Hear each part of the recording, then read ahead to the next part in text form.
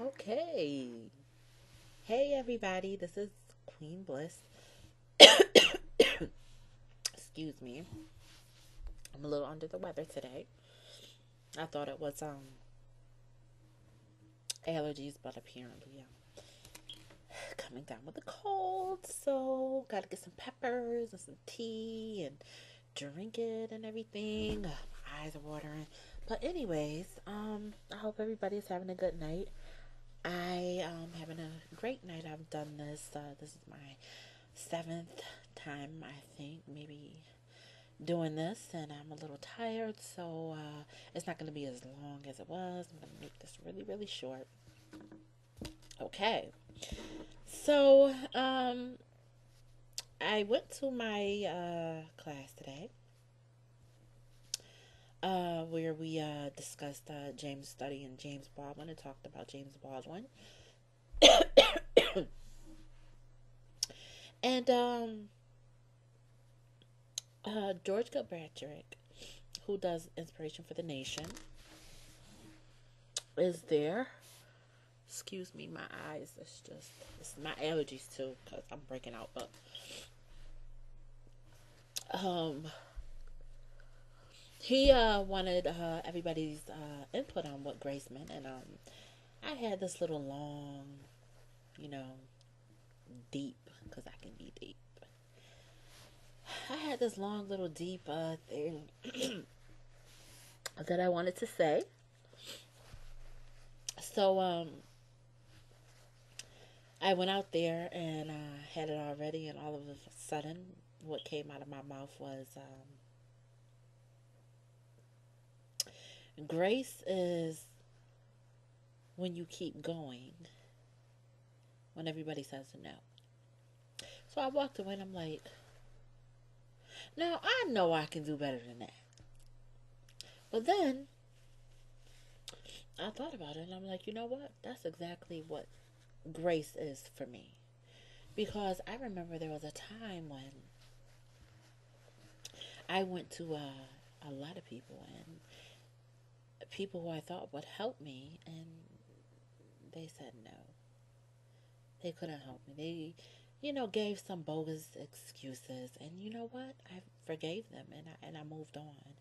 And I realized that if these people were to have helped me, I would not have taken my bed and walked. I would not have the courage and the strength to keep going. So, yes, that is exactly what grace is for me.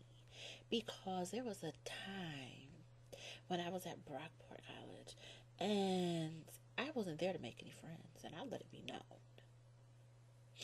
I didn't want to sit and eat with you, no, thank you. And I wasn't, trying to be mean. But no, I don't want to eat with you. I want to eat by myself. And it was, I'm not trying to be mean. And I had a friend there. Um, and we, spent a lot of time together. He came here to visit and for the weekend. I think little longer than a weekend. But he came here and we were actually gonna move in together, and we were just friends. But really, he wasn't even supposed to be a friend. I'm not trying to be mean or anything, but I was there for one thing and one thing only, and that was to get an education. And anything else, okay, fine, But I had enough, I partied enough, and when I say I partied enough, I partied enough. I was tired. I just wanted to get the degree and get out of there. Um, but there were days when would be walking and I would be so tired, mentally, emotionally, physically tired, that I would want to just walk with my head down. And I would hear that voice inside say, you better not put your head down. That's grace. That's grace. Grace is saying yes to yourself when everybody else is saying no. I had so many people close to me, telling me I should be doing something when I really wasn't supposed to be doing that. People have mapped out my life for me. People are still mapping out my life for me because they're still asking me, because I used to go into the studio and with more than just people, here and stuff. And, I used to sing. I was a music major, so and I actually met I met this guy who in Rochester who uh toured with some people, and he gave me a lot of advice, and I was supposed to come back because he was going on a tour, and he wanted me to get in touch with him on a certain day, but I was just still playing around. It just wasn't for me. That's not where I was supposed to be. That's not really what I was supposed to be doing. That wasn't I could write songs, but that's not really where my passion was.